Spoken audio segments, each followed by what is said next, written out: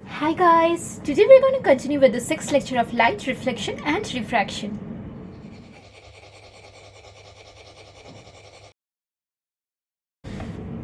Image formation by concave mirror. तो सबसे पहले हम लोग concave mirror द्वारा image formation को देखेंगे, फिर हम लोग convex mirror द्वारा देखेंगे. तो चलो शुरू करते हैं. हमेशा की तरह मुझे चाहिए मेरा spherical mirror, और उस spherical mirror में भी मुझे चाहिए मेरा प्रिंसिपल एक्सिस, और उस प्रिंसिपल एक्सिस में भी मुझे चाहिए मेरा पोल से थोड़े से दूर में मेरा फोकस, और फोकस से भी थोड़े से दूर में मेरा सेंटर ऑफ कर्वेचर. अभी हम लोग इमेज फॉर्मेशन को तो देखेंगे, लेकिन इमेज फॉर्मेशन को जानने के लिए भी हमें कुछ थोड़े से पॉइंट्स को जानने की जरूरत है. तो उससे पहले देख लेते हैं, फिर शुरू करते हैं. सबसे पहला पॉइंट, मेरा जो ऑब्जेक्ट है मैं पहले उससे बहुत दूर रखूंगी इन्फिनिटी में, फिर मैं ऑब्जेक्ट को इनफाइनाइट डिस्टेंस में नहीं, फाइनाइट डिस्टेंस में रखूंगी, लेकिन सेंटर ऑफ कर्वेचर से तो दूर. फिर मैं सेंटर ऑफ कर्वेचर पे रखूंगी, फिर मैं सेंटर ऑफ कर्वेचर और फोकस के बीच, फिर फोकस पे, and then at last between focus and pole. और फिर मैं क्या देखूंगी, मेरी इमेज के बारे में देखूंगी. इमेज का पोजीशन चेंज होते हुए देखूंगी, इमेज का नेचर देखूंगी, इमेज का साइज देखूंगी, ये सब देखने वाली हूं. और दूसरा पॉइंट, मेरा जो ऑब्जेक्ट है ना, इस ऑब्जेक्ट से जितने भी रेस जा रहे हैं, अगर मैं ऐसे ऐसे ड्राइंग करूंगी तो फिर चाहे अगर मैं मर भी जाऊं ना, ये रेस खत्म नहीं होने वाले, इनफाइनाइट रेस है. तो मतलब मैं सिर्फ 2 रेस लूंगी. will consider only 2 rays. और वो 2 रेस को मैं कैसे लूंगी, इस तरह लूंगी, इस तरह लूंगी, ऐसे लूंगी, ऐसे लूंगी, या ऐसे लूंगी, किस तरह से लूंगी.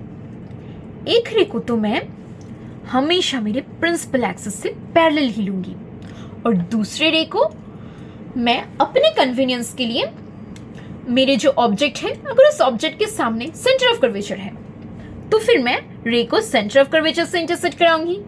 अगर ऑब्जेक्ट के सामने फोकस है तो फोकस से इंटरसेक्ट कराऊंगी, अगर ऑब्जेक्ट के सामने पोल है तो पोल से कराऊंगी इंटरसेक्शन, अपने कन्वीनियंस के लिए.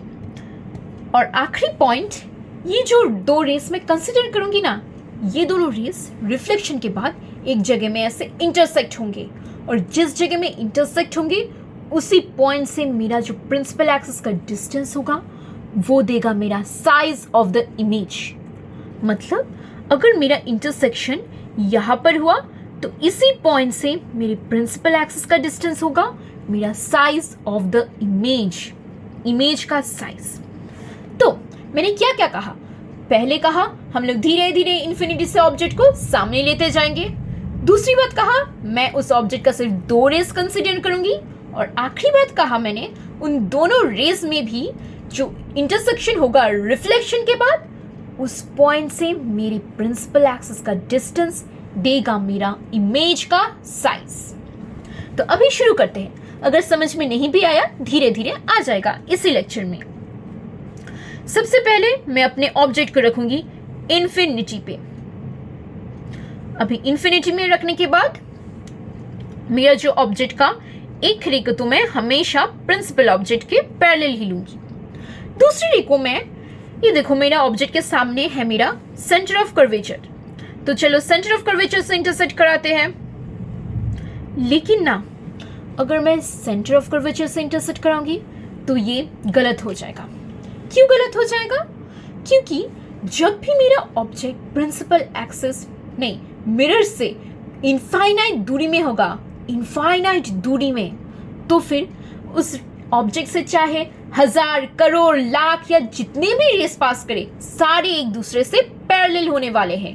मतलब मेरा एक रे अगर इस तरह से जा रहा है तो दूसरे रे को भी मेरा इसी तरह से जाना पड़ेगा, पैरेलल एक दूसरे से.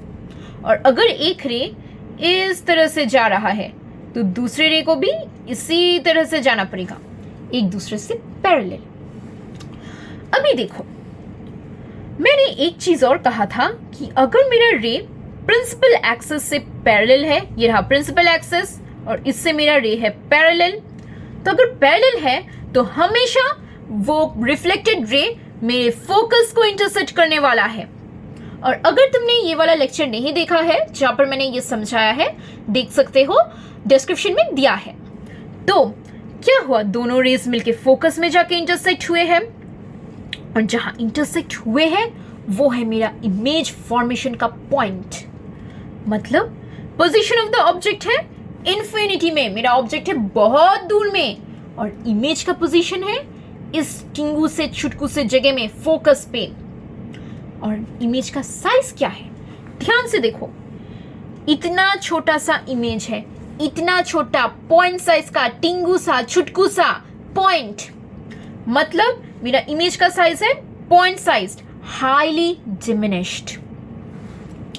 और इमेज का नेचर कैसा है, देखो ये है मेरा स्फेरिकल मिरर, और मेरा जो इमेज है ना वो स्फेरिकल मिरर के सामने है। ये है स्फेरिकल मिरर और इसके है सामने। और जब भी मेरा इमेज स्फेरिकल मिरर के सामने होता है उसका नेचर हो जाता है रियल, और अगर वो मेरे स्फेरिकल मिरर के पीछे होता है तो हो जाता है वर्चुअल। और इस केस में है सामने, तो मेरा इमेज का नेचर भी है रियल। एंड दूसरा है इन्वर्टेड। इन्वर्टेड मतलब मेरे ऑब्जेक्ट से उल्टा हुआ, प्रिंसिपल एक्सिस के नीचे, वो बाद में भी समझ में आ जाएगा।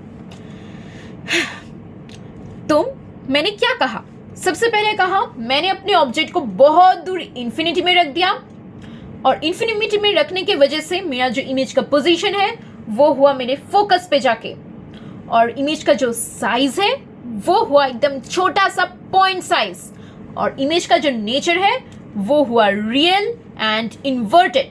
मतलब position of the object at infinity, position of the image at focus, and size of the image छोटा सा diminished, highly diminished point size, और इमेज का नेचर रियल मिरर के सामने एंड इन्वर्टेड। तो आज के लिए इतना ही करते हैं। नेक्स्ट क्लास हम लोग ऑब्जेक्ट का पोजीशन फाइनाइट डिस्टेंस में रख के देखेंगे। अभी तो इनफाइनाइट में रख के देखा, नेक्स्ट फाइनाइट डिस्टेंस में।